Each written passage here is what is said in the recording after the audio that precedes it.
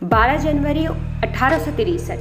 ये एक ऐसी डेट है कि जब एक स्पिरिचुअल लीडर हम लोग बोल सकते हैं कि एक ऐसे महापुरुष, एक ऐसे स्पिरिचुअल लीडर का इस धरती पे जन्म हुआ जिन्होंने हमारी भारत माँ के लिए काफ़ी कुछ, हमारे देश के लिए, हमारे देश के लोगों के लिए काफ़ी कुछ किया। लेकिन बहुत अफसोस लगता है कि उनके बारे में जब बच्चों से पूछा जाता है तो 5 लाइन भी उन्हें पता नहीं होती हैं कि वो महापुरुष आखिर थे कौन। तो बस आज की इस वीडियो के ज़रिए थोड़ी सी नॉलेज लेके आई हूँ ताकि परिवार और बच्चे अगर सुने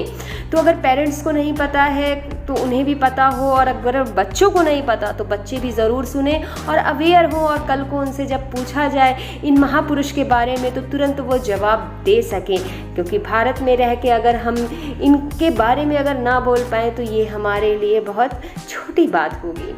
तो मैं बात कर रही हूँ हमारे स्वामी विवेकानंद जी की, जो हमारे एक स्पिरिचुअल लीडर के रूप में जाने जाते हैं, जिनका जन्म 12 जनवरी 1863 को कलकत्ता के एक बहुत ही प्रसिद्ध वकील जिनका नाम था विश्वनाथ दत्त, उन्हीं के घर हुआ था। उनकी माँ का नाम भुवनेश्वरी देवी था, जो उन्हें प्यार से वीरेश्वर कह के पुकारा करती थी। हालांकि नामकरण के समय उनका नाम नरेंद्र नाथ दत्त रखा गया था, लेकिन कहा जाता है कि ये बचपन से ही स्वामी विवेकानंद काफ़ी आध्यात्मिक और धार्मिकता की ओर आकर्षित थे, क्योंकि उनका परिवार भी वैसा ही था। प्राथमिक शिक्षा के बाद इन्हें कोलकाता के मेट्रोपॉलिटन इंस्टीट्यूट में दाखिला कराया गया। साथ ही ऐसा बोला जाता है कि विवेकानंद जी की रुचि खेलने में, संगीत में, सीखने में और घुड़सवारी में इनको बहुत रुचि थी। बात करें अगर इनके याद करने की क्षमता की, तो इनकी याद करने की क्षमता एक, आप लोग बोल सकते हैं, अगर सुनेंगे तो अद्भुत लगेगा, अनोखा लगेगा कि इन्हें रामायण और महाभारत के अध्याय भी याद रहते थे। और कहा जाता है कि न जाने कितनी बुक लाइब्रेरी से निकाल के इन्होंने पढ़ी हैं, जिन्हें याद करने में इन्हें ज़्यादा समय नहीं लगा, क्योंकि इनकी मेमोरी, इनका दिमाग ये इतना एकाग्रचित होकर पढ़ते थे कि कोई भी किताब एक कुछ ही समय के लिए वो लेते थे और उसमें वो पूरे अच्छी तरह से उस किताब का अध्ययन कर लेते थे। और उनकी यह भी एक बात थी कि वो पूरी किसी भी बात को अगर आपने या किसी ने बोला तो वो किसी की भी बात को पूरी तार्किकता के साथ समझते थे और परखते थे।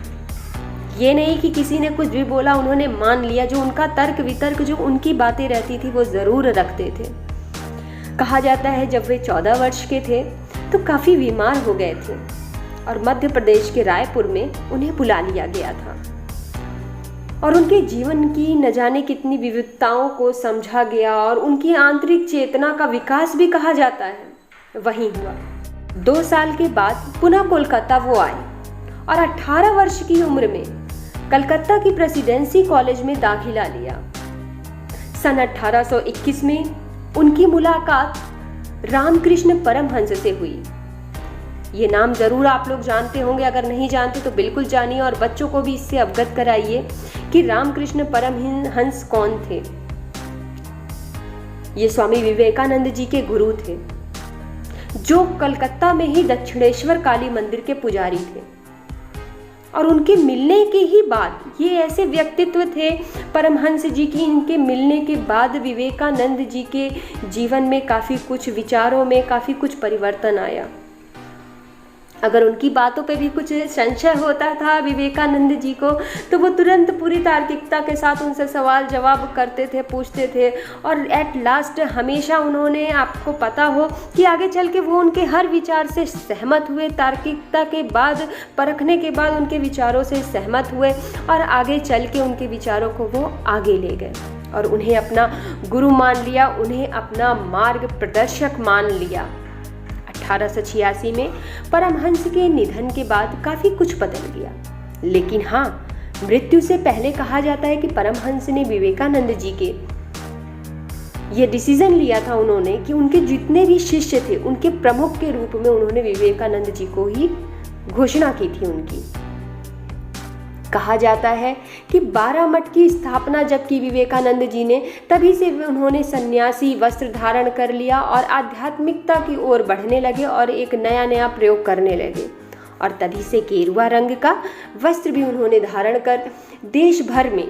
कहा जाता है। जरूर बच्चों को ये इस बात को बताइए कि विवेकानंद जी एक ऐसे व्यक्तित्व हैं जिन्होंने गेरुआ रंग के ही कपड़े सिंपल सादे पहन के पूरे देश भर की यात्रा पैदल ही की। पूरे भारत को वो अपना घर मानते थे और जो लोग थे, भारत देश के जो लोग थे, उन्हें हमेशा उन्होंने अपने भाई बहन की नज़र से देखा है और समझा है। 1893 की अगर बात की जाए तो स्वामी विवेकानंद जी ने शिकागो में जो भाषण दिया था, जो सनातन धर्म का प्रतिनिधित्व किया था, जो काफ़ी फेमस हुआ था, आपको भी पता है, उस भाषण ने उन्होंने बहुत, भारत में भी उस भाषण के ज़रिए उन्हें बहुत मान सम्मान और उनका अभिमान भी बढ़ा। और इसके बाद ही उन्होंने जापान, पेरिस और बहुत सारे विदेशों की यात्रा की और साथ ही साथ वेदांत का संदेश भी दिया और कई सारे व्याख्यान भी किए। जब वे भारत लौटे 1 मई 1897 को कोलकाता में उन्होंने रामकृष्ण मिशन की स्थापना की और उनके लिए सबसे बड़ा धर्म कहा जाता है, विवेकानंद जी का सबसे बड़ा धर्म माना जाता था कि वो मानते थे कि गरीबों की सेवा, और लोगों से कहा कि गरीबों की सेवा करना ही ईश्वर की पूजा और सेवा के समान है। उनके अथक प्रयास और मेहनत की वजह से ही उनका शरीर दिन प्रतिदिन गिरते ही जा रहा था। दिसंबर 1898 में एक धर्म सम्मेलन में वो शामिल हुए और अमेरिका और अन्य यूरोपीय देश में भी उन्होंने भ्रमण किया। वहाँ से लौटने के बाद ही बेल्लोर में कहा जाता है सिर्फ और सिर्फ 40 वर्ष की आयु भी उन्होंने पूरी नहीं हुई थी, उनकी 40 वर्ष की उम्र भी, और ये बात शायद वो जानते थे, क्योंकि कहा जाता है वो हमेशा इस बात को रखते थे लोगों के सामने कि वो 40 वर्ष से ज़्यादा नहीं जिएंगे, और ठीक वैसा ही हुआ। सिर्फ और सिर्फ 39 यानी कि 39 वर्ष की आयु में उन्होंने प्राण त्याग दिए।